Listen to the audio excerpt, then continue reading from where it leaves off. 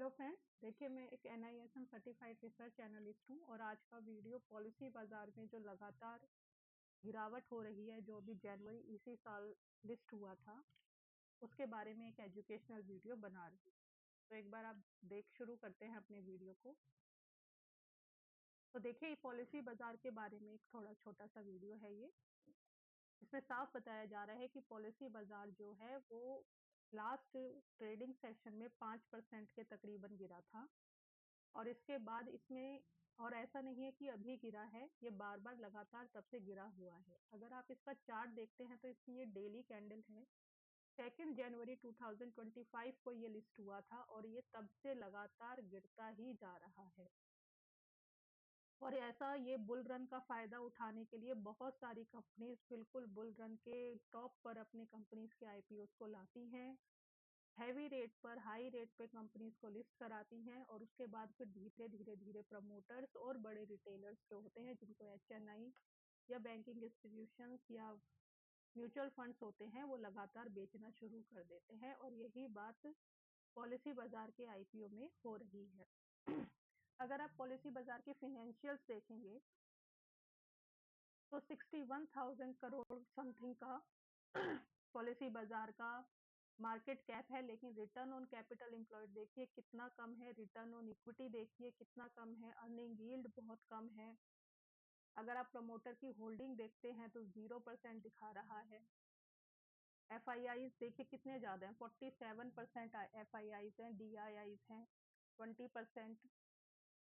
ये एक इसका पॉजिटिव पॉइंट है कि FIIs बढ़कर 47% हो गए हैं, DIIs भी बढ़कर 9% से 20% हो गए हैं और पब्लिक जो है 70% से कम होकर 31% हो गई है।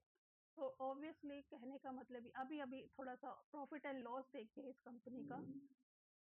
तो अगर आप इसका नेट प्रॉफिट देखते हैं तो वो भी देखिए लगातार नेगेटिव नेगेटिव नेगेटिव से चेंज होता हुआ मार्च 2024 में टर्न अराउंड स्टोरी इसके अंदर शुरू हुई है। -488 करोड़ से इसका जो लॉस है वो बदलकर 64 करोड़ प्रॉफिट में हो गया है। अगर आप इसके इक्विटी रिजर्व्स देखते हैं, अगर आप इसके रिजर्व देखते हैं तो देखिए 97 करोड़ थे जो मार्च 2015 में, सितंबर 2024 में वो रिजर्व 6000 करोड़ हो गए हैं। इसके अगेंस्ट में उसके पास बोरोइंग और अदर बोरोइंग्स बहुत कम है।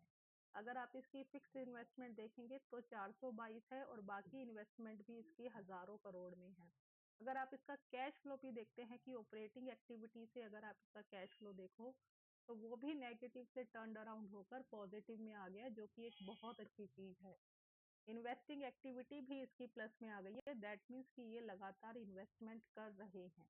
फिनेंशियल एक्टिविटी भी अगर आप देखेंगे तो माइनस में आ गई है, इसका मतलब ये हुआ कि ये अपना लोन चुका रहे हैं। फिनेंशियल एक्टिविटी भी इसकी मतलब, अगर आप इसकी रेशियोज देखते हैं तो उस हिसाब से शेयर बहुत अच्छा चल रहा है। अगर आप पीयर ग्रुप में देखते हैं तो भी ये अपने पीयर ग्रुप में सेकंड नंबर पर आती है। तो कुल मिला के फिर ये PB फिनटेक का शेयर गिर क्यों रहा है? देखिए, इसके पीछे 2-3 वजह आई हैं। जो सबसे पहली वजह आई है वो ये आई है कि इसमें अब ये अपनी एक हेल्थ केयर यूनिट, जैसे इस वीडियो में भी बताया जा रहा है कि अपनी एक हेल्थ केयर यूनिट के अंदर 900 करोड़ समथिंग का ये लोग इन्वेस्टमेंट कर रहे हैं और उसमें साफ ये बोला जा रहा है कि वो ऑपरेशनल एक्टिविटीज के लिए करेंगे।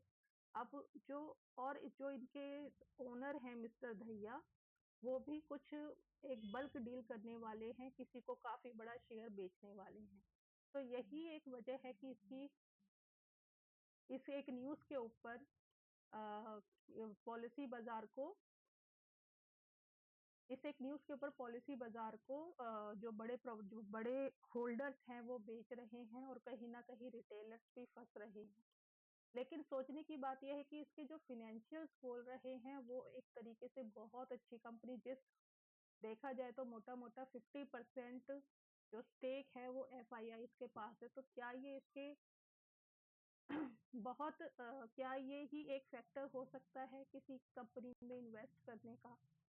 तो मेरे ख्याल से अभी आपको इसमें वेट करना चाहिए, क्योंकि जो शेयर है देखिए वो अपना बोलिंजर बैंड के बिल्कुल डाउन साइड में आ चुका है रिटेलर्स से उनको देखिए, अगर आप देखेंगे तो रिटेलर्स की पब्लिक की जो होल्डिंग है वो 70% से कम होकर 31% हो गई है, और यही चाहते हैं मालिक, यही चाहते हैं एफआईआई, यही चाहते हैं डीआईआई कि पब्लिक से सस्ते रेट पर कोई भी शेयर वापस लेके वहां से ऊंचे रेट पे बेचो और सस्ते रेट पे वापस ले लो मार्केट को गिराकर।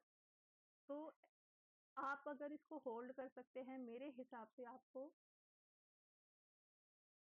इसको अभी टर्न अराउंड स्टोरी का थोड़ा वेट करना चाहिए। ये अभी और नीचे जाएगा, क्योंकि जैसे इसके ऊपर मॉर्गन स्टेल ने भी बोला है, इसका जो टारगेट है वो 1300 से घटाकर 1000 कर दिया गया है।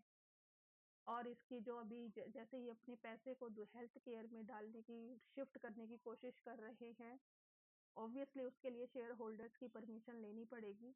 वो होता है या नहीं होता, लेकिन अभी नई बाइंग तो बिल्कुल नहीं करनी चाहिए। और अगर अभी कोई प्रॉफिट में है तो अपना पैसा बाहर निकाल ले, अदरवाइज नोशनल लॉस तो इसमें बुक नहीं करना चाहिए, क्योंकि कंपनी के जो फंडामेंटल्स हैं और जो फिनेंशियल्स हैं वो बहुत अच्छे हो रहे हैं। टर्न अराउंड स्टोरी चल रही है, नेगेटिव से पॉजिटिव में शेयर आया है, प्रॉफिट जो है कंपनी का नेगेटिव से प्रॉफिट पॉजिटिव में आ गया है। Operating ratio, reserves, cash flow from operating ratio, investing activity, financial activity, सारे पॉजिटिव इंडिकेटर्स दे रहे हैं। कुल मिला के अगर आपको लॉस नहीं बुक करना चाहिए, अगर आप प्रॉफिट में हैं तो आप जरूर इसको एक बार थोड़ा पैसा बाहर निकाल लीजिए एटलीस्ट, क्योंकि ओवरऑल ग्लोबल लेवल पर ही स्टॉक मार्केट पीछे है। तो एटलीस्ट अगर आप किसी चीज थोड़े बहुत प्रॉफिट में है तो अपनी कॉस्टिंग बाहर निकाल लीजिए, और नया पैसा इन्वेस्ट करने के लिए थोड़े इसकी रेशोज को, कौन सी रेशोज को हम बोलते हैं, तो देखिए एक होती है ईएमए क्रॉस। अभी मैं आपको बताती हूँ।